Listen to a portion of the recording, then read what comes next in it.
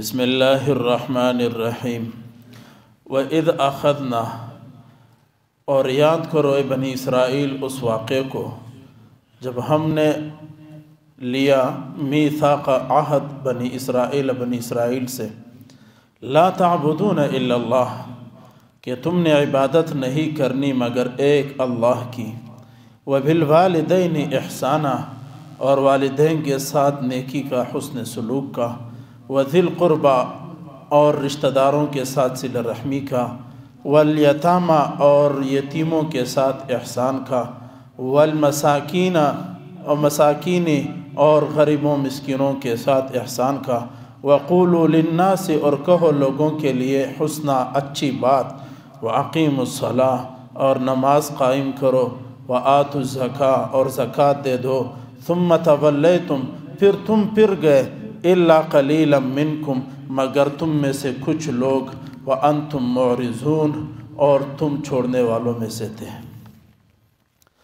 یہ سورۃ البقرہ کا آیت نمبر 83 کا تلاوت اور ترجمہ کیا گیا ہے۔ کل کے درس میں اللہ رب العزت نے قانون اور نجات کا راستہ بتایا کہ قانون نجات کا راستہ وہ نہیں ہے جو تم بناتے ہو، قانون اور نجات کا راستہ وہ ہے جو اللہ بتلاتا ہے کہ نیک اعمال اور ایمان ہونا ضروری ہے۔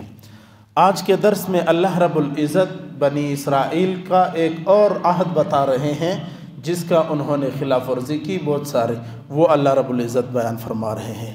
وَإِذْ أَخَذْنَا مِيثَاقَ بَنِي إِسْرَائِيل، اور یاد کرو اس واقعے کو، اس وقت کو جب ہم نے لیا تم سے عہد بنی اسرائیل، یعنی بنی اسرائیل تم اس واقعے کو یاد کرو جب ہم نے عہد لیا تھا، ایک پختہ عہد لیا تم سے۔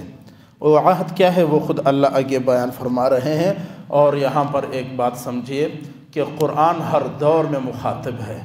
قرآن قیامت تک کی صبح کے لیے جتنے لوگ آئیں گے ان سے قرآن مخاطب ہے۔ یہ گویا کہ بنی اسرائیل سے بات کر کے اللہ ہمیں سمجھانا چاہ رہے ہیں، اور آپ نے اس پہ غور کرنا ہے کہ ہمارے اندر کیا ہے اور کیا نہیں ہے۔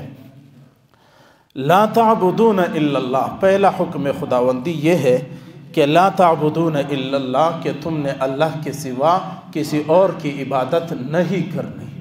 یہ بنی اسرائیل سے بھی تھی بات اور ہم سے بھی ہے، عبادت کسی اور کی نہیں کرنی، عبادت صرف اور صرف ایک اللہ کی کرنی ہے۔ عبادت کی دو قسمیں ہیں، نہیں شرک کی دو قسمیں ہیں۔ لا تعبدون الا اللہ، عبادت نہیں کرنی مگر ایک اللہ کی کرنی ہے، یہاں یعنی شرک نہیں کرنا ہے۔ شرک یعنی اللہ کے ساتھ عبادت میں کسی کو شریک نہیں کرنا ہے۔ شرک کی دو قسمیں ہیں، ایک شرک جلی اور ایک شرک خفی۔ شرک جلی تو یہ ہے کہ وہ اللہ کے ساتھ کسی کو شریک ٹھہراؤ، اور شرک خفی یہ ہے کہ آپ عبادت کے اندر اللہ کے ساتھ کسی کو شریک کرو، یعنی ریاکاری کرو۔ 2 رکعت نماز پڑھ رہا ہوں اس لیے کہ لوگ دیکھیں گے، کہیں گے ماشاءاللہ بڑا بزرگ ہے۔ قرآن اس لیے پڑھ رہا ہوں کہ لوگ دیکھیں گے بڑا قرآن کا قاری ہے، یہ شرک خفی ہے۔ لا تعبدون الا اللہ، نہ اللہ کے سوا کسی کی عبادت کرنی ہے، نہ عبادت میں اللہ کے ساتھ، نہ ہی اس طرح دکھلاوا ریاکاری میں کسی کو شریک کرنا ہے۔ تو یہ ہم نے دیکھنا ہے کہ کیا آج ہمارے نمازوں میں، ہمارے عبادات میں، ہمارے خیرات زکوٰۃ میں کیا کوئی اس طرح کی بات تو نہیں ہے؟ اور اللہ کے نبی نے فرمایا جس کے دل میں رائی کے دانے کے برابر ریاکاری دکھلاوا ہوگا وہ بھی شرک ہے۔ وبالوالدین احسانا، اور والدین کے ساتھ حسن سلوک کرنا۔ یہ معاہدہ بنی اسرائیل سے بھی تھا، یہ معاہدہ ہم سے بھی ہے، اللہ ہم سے بھی مخاطب ہے۔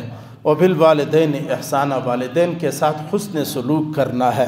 آج کا نوجوان اس پر اچھی طرح سوچے، والدین کے ساتھ حسن، قرآن نے کہا وَلَا تَقُلْ لَهُمَا اُف، یہ قرآن نے کہا کہ والدین سے اف نہیں کہنا ہے۔ یہ اف عربی کا لفظ ہے، ہمارے پشتو یا اردو میں ہم کہیں گے این، جیسے کوئی کہتے ہیں نا اپنے ماں باپ کو یوں کرتے ہیں، یہ اس کا معنی ہے۔ اف کا معنی یہ جو کرتے ہیں نا ماں باپ کے سامنے، یہ بھی نافرمانی کے اندر آتا ہے۔ وبالوالدین احسانا حکم ہے۔ اور ایک عجیب جملہ یہاں پر بتا دوں، آدم علیہ السلام سے لے کر محمد الرسول اللہ تک سب کو یہ حکم تھا، لا تعبدون الا اللہ وبالوالدین احسانا۔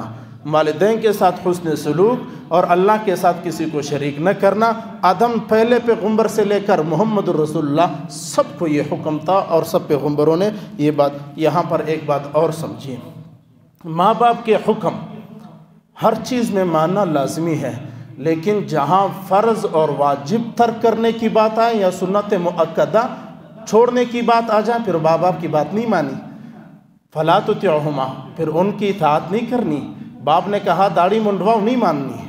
داڑھی رکھنا انبیاء کا سنت مؤکدہ اور واجب ہے، ٹھیک ہے، اس کا حکم، داڑھی کا حکم واجب کے اندر آتا ہے، لہٰذا اب کوئی والد کہے داڑھی منڈواؤ، نہیں ماننی۔ کوئی والد کہے مسجد کی نماز کے لیے نہیں جاؤ، گھر پہ نماز پڑھو، والد کی بات نہیں ماننا۔ سنت مؤکدہ ہے، جماعت میں علی اطلاق واجب ہے جماعت کے ساتھ نماز پڑھنا۔ میں نے ابھی ایک عجیب روایت مولانا شیخ سرفراز خان صفدر صاحب کی پڑھی ہے، بندہ اگر 3 دن نماز بغیر جماعت کا پڑھتا ہے وہ فاسقوں کے صف میں شامل ہو جاتا ہے۔ اچھی طرح سن، جب بندہ 3 دن جان بوجھ کر نمازیں بغیر جماعت کے پڑھتا ہے، اللہ رب العزت اس کو فاسقوں کے صف میں شامل کر دیتا ہے۔ اس لیے اس کا بھی لحاظ رکھنا ہے۔ لا طاعت لمخلوق فی معصیت الخالق، مخلوق کی اطاعت میں اللہ یعنی خالق کی نافرمانی نہیں کرنی ہے۔ تو یہ والدین کا احسان کی بات ہے۔ وذی القربیٰ، اور رشتہ داروں کے ساتھ صلہ رحمی کا ہے۔ اللہ کے نبی نے فرمایا سل من قطعک واعف عمن ظلمک، تو جوڑ اس کے ساتھ جو تیرے ساتھ چھوڑ دے، اس کے ساتھ ذوی القربیٰ یعنی رشتہ داروں کے ساتھ صلہ رحمی کرنا، ان کا حال احوال لینا، یہ بھی ان کے ساتھ معاہدہ تھا۔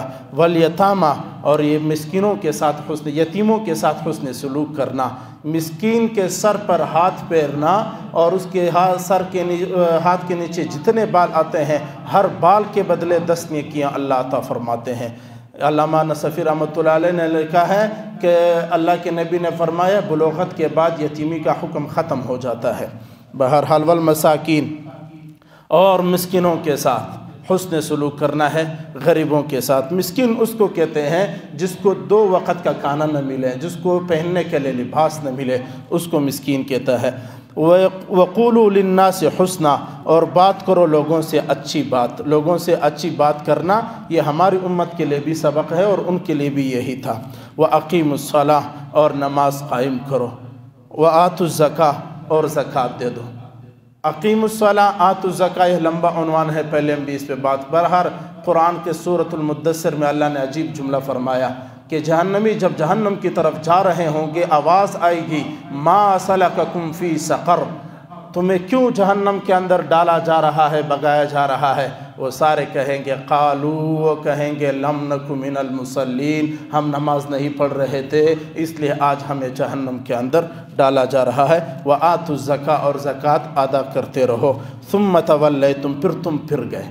یہ بات کس سے ہے؟ بنی اسرائیل سے، کہ پھر تم پھر گئے۔ الا قلیلا منکم، مگر تم میں سے تھوڑے لوگ۔ یہ بات اس دور میں تھی، آج بھی ہے، ہم بھی پھر گئے۔ ہم میں سے بھی بہت کم لوگ آج دینداری کے اوپر ہے۔ نماز فجر کتنے پڑھنے والے ہیں وہ آپ سوچ لیں، دیگر نمازیں کتنے پڑھنے والے ہیں وہ آپ سوچ لیں۔ قلیلا منکم، بہت تھوڑے لوگ ہیں۔ ویسے تو بات تو اس طرف ہے کہ عبداللہ بن سلام اور اس کے جو ساتھی تھے ان کی طرف اشارہ ہے کہ تم سارے پھر گئے تھے، عبداللہ بن سلام اور چند صحابی جو ان کے ساتھ تھے وہ نہیں پھرے، باقی تم سارے پھر گئے۔ آج ہماری امت کا بھی یہی حال ہے کہ اللہ کے ان حکموں سے اکثر لوگ پھرے ہوئے ہیں مگر چند ایک۔ وَأَنْتُمْ مُعْرِضُونَ، اور تم چھوڑنے والے ہیں، یعنی اللہ کے احکام کو تم نے چھوڑا ہے اور اللہ کے احکام کو تم چھوڑتے تھے۔ یہ گویا کہ سورۃ البقرہ کی 83 آیات میں اللہ نے بنی اسرائیل کا جو معاہدات تھے ان کو بیان کیا اور آج کی امت کو تعلیم اور ترغیب دی۔